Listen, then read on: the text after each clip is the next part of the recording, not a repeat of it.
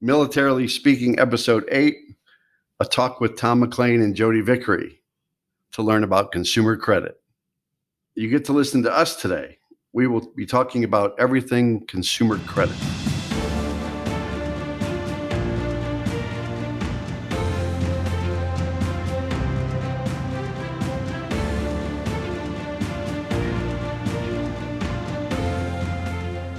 Welcome to Militarily Speaking, brought to you by Armed Forces Bank. This is Tom McLean, joined by the one and only Jodi Vickery. Hello. Hello. Welcome, everybody. All right, so I'm going to start out with a joke. Is it okay if I start out with a joke? Why wouldn't it be? Because this is for those that are going to stick around long enough that at least can hear this, because by the time we get started, by the end of it, they'll be gone. Yes. So let's do this. So there's or two you of may us. chase them away with said joke. It's kind of two of them. So you know, my favorite all-time joke is why a horse walks into a bar. Why the long face? Bartender says, "Why the long face?" Well, I found a new ending to that. The horse actually replied and said, "The bank denied my home loan because I don't have stable income." That's terrible. Was that a fake laugh? Yes, All right. was actually. It was a All right. polite laugh. It's like, I feel maybe sorry for him, but I'm going to laugh. All right. So remember, I'm a dad, so dad jokes count. Here's one more that I found this today, and you'll be excited about it. Kermit Jagger, Is that actually a person? I think it's a frog, needed to take out a $30,000 loan. So he went to the bank and met with a banker named Patricia Wack. So remember these names, okay? Kermit Jagger, Patricia Wack. Patricia asked Kermit, "Do you have something you can offer as collateral?" Kermit said, "I have a little porcelain figurine," and he handed it over to Miss Wack. Patricia was not impressed. She went to her manager to explain the situation. The manager laughed and replied, "It's a knick-knack, paddywhack, give the frog a loan. His old man's a Rolling Stone." Wow. Did you write that yourself, or No, did I you found steal that. that? Okay. Did you get that one? Should I say the punchline again or not? No, I got it. I'm good. Okay. Yes, Kermit Jagger, Mick Jagger, all the Jaggers. Yeah. Knick-knack, paddywhack, because her name's Patricia Wack. Yes. Okay. Yes. So on today's podcast, thanks for that. Now that everybody's disconnected from the podcast. As I said from the start, it doesn't look like we have any guests today, so it's just the two of us. Let's hope you ran out of jokes. I hope that news doesn't make our listeners go away, but Jodi and I will be talking about some consumer credit topics today. We will discuss responsible ways to obtain and use credit. We'll talk about the importance of maintaining good credit history. We'll provide helpful tips on credit products. You know, when we started this podcast, one of our commitments, I think, to the audience was that we would provide some sort of financial education and be educational, informative, and give them some tools and resources to be more successful in their personal financial lives. So I'm glad we have this time together, Jodi. Financial education comes in. Make one of us. Comes in. It comes in many different shapes and sizes. And there are facts and stats and data and testimonials and opinions out there on the internet. And there's just thousands of websites in this financial education space. So earlier episodes, we had guest speakers from different organizations. I love having those conversations. It's great to get those organizations out in front of people so they know what resources they have. We've discussed topics such as PCSing, transitioning in the civilian world, the value of saving money. So I'm excited about this topic today as we dig in and share information about consumer credit. And so I'm going to go take you back in history a little bit with me. Just as there is a military career journey, there is a consumer credit journey, and it starts with establishing credit. So my first foray, if I can steal my own word from myself, into credit was at age 21. So we're really going back in history. We are 21. So just 10 years ago, when my dad helped me purchase my first car, it was you know what my first car was? A Pinto. It was a Hyundai Excel. Oh, it's in your notes. He and I were co-borrowers on a promissory note that we obtained from the car dealership. And I was obligated to make a $320 monthly payment. And because I paid as agreed, my payment history was favorably reported to the credit reporting agencies. And we all know, and for the audience, there's three major credit reporting agencies: Experian, Equifax, and TransUnion. And while not everyone has the fortunate ability to involve a parent in the credit establishment process, let's talk about a great way to establish credit on your own. And Jodi, I think as we talk about this next topic, do you have some maybe not as interesting as my story, but probably more interesting than my story. More recent, Okay, certainly. Yes. that you can talk about with history. your So talk about that for us.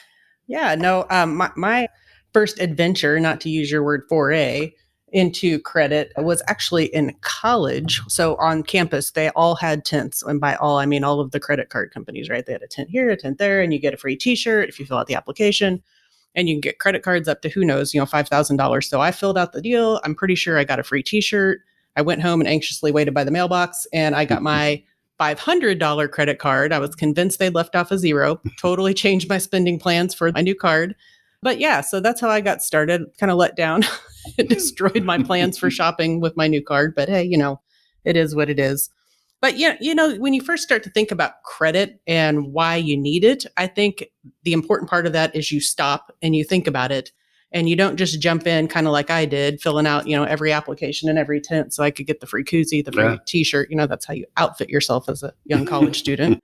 You ought to be thinking about why you need it. Is it something that you really need to borrow money for and pay interest on? Are there products out there that give you options? There's probably more than one way to skin that proverbial cat, I think. And I think we'll highlight maybe a couple products today, and we'll probably push folks to our website for more specific product details or if they have interest in applying for any of them. But I want to highlight two. One is our secured credit card. It's called a credit builder, and it just does exactly what the name implies. You think about people that haven't gotten into the credit world yet, or maybe people that have stubbed their toe, made a few mistakes, they need to get on a good right track again. This is a fully secured credit card. So an individual would put money into a savings account here at our bank, anywhere from $300 to $3,000. That serves as collateral for that account. It gives them a chance to then be issued a card where they can pay regular expenses on it, pay it off every month, exhibit a good payment history. You mentioned the 3 credit bureau reporting agencies will report to all 3 of those so that they're getting credit for that good behavior. And so whether you're starting out with nothing on your credit bureau, it's a way to establish good habits from the jump. Or if you've got some things to counterbalance that are maybe negative on your bureau, it's another way to accomplish that as well. And I think one of the things that we sometimes can hear is, well, how am I ever going to come up with $300 to open a savings account? Well, if I need to borrow money, where's the $300 going to come from? And, there are ways. And one of the things that we suggest to folks, if they don't need to open it today, but they have a willingness to try and save that money, is to use our Savings Sense program, where it's attached to their account. And when they make a purchase, it rounds up to the nearest dollar, puts that money into the savings account. I know old school, I still actually have old school. My brother does too. He takes his big jug, goes to a Coinstar machine or a bank, and gets excited to get his $384 back. It is very exciting because you hear the ching, ching, ching, ching, ching, ching. Well, it's doing it. Yeah. So we have one of those big 5-gallon water jugs. We fill it up with coins. And it's always amazing how even just a couple of inches of coins can actually end up being a lot of money by the time it all filters through and annoys everybody in the grocery store. Yeah. So we do that, but we do it electronically with Savings Sense. We've got all kinds of great testimonials about how both associates and our clients have been positively impacted by that. And so that's one way to think about establishing credit. And again, you can go to our site at afbank.com if you're interested in more specific details. But things to look for on cards like that are, do they have a fee associated with them? Ours does not. Make sure you know what you're getting into before you fill out that application and take that leap. And I think, that's a good gift too. We talk about that around seasonal times, whether it's a graduation or whether it's Christmas or any holiday that you're celebrating, that maybe that's the right time to do that. And that's probably the best gift you can get. Yep, I totally agree with that. And then the only other product, we don't want to be too product heavy today, but the only other one that we might highlight and share with folks, again, more information available on our website, is our access loan. Everybody likes to think that they're going to plan for life's unexpected, but life has a funny way sometimes of just throwing you a curveball. You might have an emergency fund. Maybe it's not enough for that curveball that life threw you, or maybe you haven't had time to establish one. The access loan is an unsecured loan. People can use the funds for whatever they might want to use them for. And it's a way to set up repayment over a period of time. So if you need $1,000, but you don't have it today, you can pay a little bit each month. You pay it off early if you want. The nice thing about that product, though, it really puts our client in the driver's seat, if you will. So we approve them for what their credit qualifies them for. And so say, Tom, I approve you for $5,000. I'm not going to do that. Not sure you're good for it, but Unless just I gave you a savings account, right? pretend Okay. that I did approve you for $5,000. Make believe scenario here. You can take $5,000 or you could take $1,000. You could take $750, whatever amount you need to cover what life threw your way. And then it's up to you, right? So you'll pay that back over time. You can pay it back early. There's no penalty for that. All important things to ask about whether you're borrowing from us or from somebody else. Thank you for those dissertations and the details about those two products, because those two products are going to be very beneficial as our audience looks at what's out there in the marketplace, but hopefully gives us the opportunity to see if we can help them. So as we spin off from specific products, it's important to be well versed in some of the key concepts that go along with making solid credit decisions for yourself. And so I'm going to talk about just really a couple things here with credit utilization rates and then credit monitoring services. But credit utilization is something that doesn't get talked about a lot, because you talk about your $500 credit card you would I spent all of it. You spent all of it. And maybe you went over your limit too. Don't remember what I spent it on, but it was cool. But there is this general rule of thumb that I've read over time that says 30% is the maximum amount you should use on that credit. So if you get an Armed Forces Bank credit card, say for $1,000, try to stay around 300 and either pay it down or pay it off each month. Don't have to pay that finance charge. But your credit utilization on that available credit to you should be about 30% of that approved limit that's on that credit card. It would make sense not to carry that credit card balance, because then you'll get hit with a finance charge. And those can range, we know anywhere from maybe 12% up to 29% or 30% on a credit card. Right. And anymore, if people look at their credit card statement, it'll tell them, if you're just going to make your minimum payment, this is going to take you, 8,602 years to pay, right. to pay your balance off. Or sometimes it takes more than a mortgage time to pay off credit cards. If people read that, it's actually very informative. Yeah. Credit monitoring services, again, this comes in different forms and names and fashion out there, but I'm going to go with a little history on this one too. Back in the early days when Jodi was around, back in 1841, when the Mercantile Agency was formed that collected information on lenders and borrowers. Okay, so that's funny, but my daughter has actually asked me if I was around when the colonies were here. But that was before Lincoln, right? Okay, so before Abraham Lincoln. So fast forward from 1841, go to the 1960s when we were all in high school, and there were more than 2,000. We were not all in high school. There were 2,000 credit reporting agencies, which I didn't know this. I didn't either. And then it consolidated down to 5, and then eventually it became 3, which are the 3 most prominent today. And then we hear about FICO, which is a Fair Isaac score, which is a different score, had its own calculation. That launched in 1989, and that was the benchmark or the conversation starter, if you will. So scores range from typically 300 at the low point to 850, and I, like you, Jodi, am pretty competitive, and I compare with my kids, because my kids at ages 22 and 24 have better scores than I do. But we have this competition. I'm in last right now, but I can keep striving to get better. 5 factors, and I think this is important information too. 5 factors affect your score. We always talk about when, if you go to a car dealership, then there's 10 polls, or if you apply for a job or get a mobile phone. I mean, everybody's accessing your credit score. So you have to be mindful of that. But the 5 things that impact your score are payment history, which is 35% of your score. The amounts owed goes back kind of to that credit utilization rate. So if you're maxed out on all your credit cards, it's going to have a negative effect on your score. The length of credit history, which is a 15% bucket. So you've got payment history at 35%, amounts owed at 30%. Length of credit history, so how long you've been out there reporting to the credit reporting agencies, that's 15%. New credit is 10%. And then the credit mix is 10%, whether it's revolving, which is a credit card, whether it's an automobile loan, whether it's a lease payment you have, whether it's a mortgage, whether it's a home equity. That type of credit mix impacts your score as well, because it has to do with available credit or amortized credit or paid down credit over time. So there's plenty of options out there, and there's also other scores like a Vantage score, an Experian Boost score, a Discover Credit Scorecard. For the most part, all these scores mean one thing. It's how you handle your finances and how your credit history is, to see if someone's willing to take a chance on you to see if you deserve more credit. The options out there when it comes to credit monitoring, beside Experian, you've got Credit Karma, you've got LifeLock, you've got Identity Guard, you've got ID Shield, you've got all these companies out there that can help monitor how your credit is. So we encourage you to look at your credit score as frequently as you can. As a matter of fact, later this year, this is kind of hot off the press, right? When we launch breaking news, we need like a breaking news.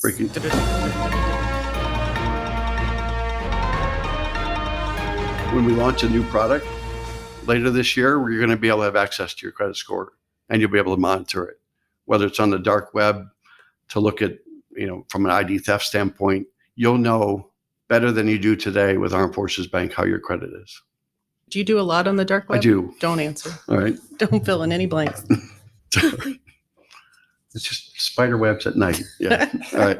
Yeah, no, that's all really good information. And it made me think one thing that I neglected to mention when we were talking about the access loan a little bit ago. We do look at that FICO score or that credit score, but it's not the only thing we look at. One of the things that I think special about what we're doing here at Armed Forces Bank is we realize that particularly for our military customers that are, bouncing around, they're moving a lot, it's not uncommon to have, say, a straggling utility bill or something like that. And all of a sudden, wow, you have a collection item on your bureau. It's not that you're a bad person. It's not that you didn't pay your bills. It literally, the bouncing ball didn't follow you to your new duty station. And so we look at other things, alternative data. If they're a current client of ours, how have they behaved in, say, their checking account, things like that, because a person is not solely their FICO score. When you go back to the credit builder you talked about earlier, if someone has a $112 utility bill, pay it with a credit card, right? That gets reported. Sometimes people will pay their utility bills like clockwork, but if that car loan or if something else doesn't get paid, then that gets reported negatively. Pay a utility bill so you get credit for your good paying behaviors. Yep, because you're going to pay that off anyway. Yeah. Yep, no, definitely. The only thing I might say, just to kind of to wrap that up, especially in the world that we live in, Tom, and the economy that we're in, it's no joke. You go to the gas station and my car that used to take $50 to fill up now takes $90 to fill up. That $40 has to come from somewhere. You basically have to have a lender back in the meat section of the grocery store so that you can buy steak to take home to your family. Later. Yeah. Yes, I need a Groupon for ground beef. It's terrible. But all that money has to come from somewhere to make up the difference. And so if you find yourself in a jam, I think, sometimes people don't know what to do and they get scared, they get nervous, they don't want to call their bank or their creditor because they think they're going to get yelled at or be made to feel less than. That I would encourage folks to do just the opposite. Bankers, lenders, we all understand that things happen in life. And I'd much rather have somebody call me proactively to say, you know what? I just lost my job. I'm starting a new one in 3 weeks. I can't get the payment done right now, but I can do it here. And then let's make a plan together to get you fully caught back up instead of just sort of going dark on me and stop answering the phones. That makes it harder to figure out how to get you out of a tight spot, perhaps. So I'd encourage folks, if the economy's got you down or if life's throwing you a wicked curveball, reach out, communicate with your bank, your lending institution, and let them know what's going on in your life. And I bet you'll find that most are willing to work with you. Good points. Here we talk about the resources available, and there's a lot out there, and I can't list them all, but when I think about in my world with the regulatory bodies that govern banks, there's information through the Federal Reserve, through the FDIC, like the Money Smart program, which is great. That's a good one. From kids all the way up to high schoolers to beyond. The FTC, the Federal Trade Commission, offers publications on how to avoid scams or cybersecurity, identity theft, getting out of debt, fixing your credit, and so much more. And even those of you listening that are active duty, that are on your military installations, reach out to ACS or Airman Family and Readiness Center, Fleet and Family Readiness, or just visit reputable websites to get more information to do some self-education on certain financial matters, whether it's budgeting or saving money or buying that first home, just to educate yourself. And I think folks would find a lot of interesting, probably relevant articles too on our afbank.com website in the blog section. We put a lot of content, a lot of resources out there. Definitely. I think I was going to mention something about we're debt free. We were going to sing a song about that, but we're not going to sing. No, there's just nothing good can come. But it's really nice to be out of debt, isn't it? It is, but we still don't need to sing. Yeah, and we're still in debt, and we're still not singing. But we are playing. Don't we have military minute? We are, thank goodness. Thank goodness there is an end to all of this. We have military minute things to tend to. So for our listening audience, if you remember last week, we had a great guest in Dan Bozung. And of course, our military minute had to do with Dan. And if you recall, our question was, what is so special about Dan Bozung's hair? I got it wrong. What's the answer? I don't think he knew we were going to ask that either, No. honestly. He was taken aback. So, but the answer for anybody that posted on Facebook and Instagram is when the wind blows, Dan's hair doesn't move. Can you imagine that? Well, mine doesn't because I've lost it. But it's amazing that Dan would actually publicize that, right? And then that we would pick it up and use it in such a public way. We had a great support team around here. I'm sure he's grateful.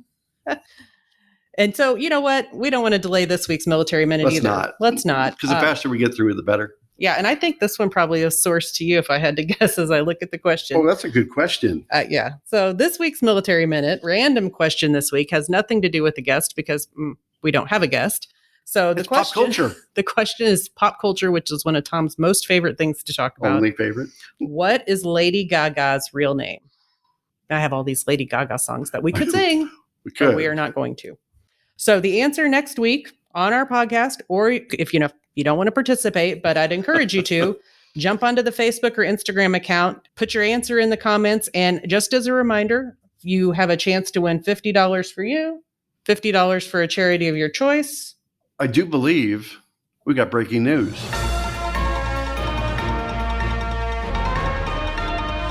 I don't have such breaking news. You don't think we can double that? We're going to double it? Yeah. Where are you getting all the deep pockets from? I think it's true. I think we're going to give $100 to this. We need the breaking winner. news noises again. So we're giving so wildly self-entertained. It's crazy. This Lady Gaga question is important. Okay. So according to Tom, he is good for it, and we are going to double it. So now you really need to go to Facebook and Instagram and tell us what Lady Gaga's real name is. And if you get it right and you were the one selected, you'll have $100 coming at you and $100 to a charity of your choice. That's very generous of you, Tom. You're welcome. Sure, that's going to show up on an expense report somewhere. It will, signed by Jodi. So go out to Facebook and Instagram to enter. And I just say thanks again for all of you listening. And if you want to learn more about some of the things we've talked about specifically, you can go to www.afbank.com. Check out our blog library. A lot of great information out there. Yeah. There's product information on the Access loan, on our Credit Builder secured card, and quite a bit more than that, actually, that we didn't have time to cover today. And if you enjoyed today's episode, again, go to afbank.com to subscribe to the show. And make sure you rate us, leave a comment on your favorite podcast platform, such as Apple Podcasts or Spotify. Thanks, Jodi. Good chatting with you.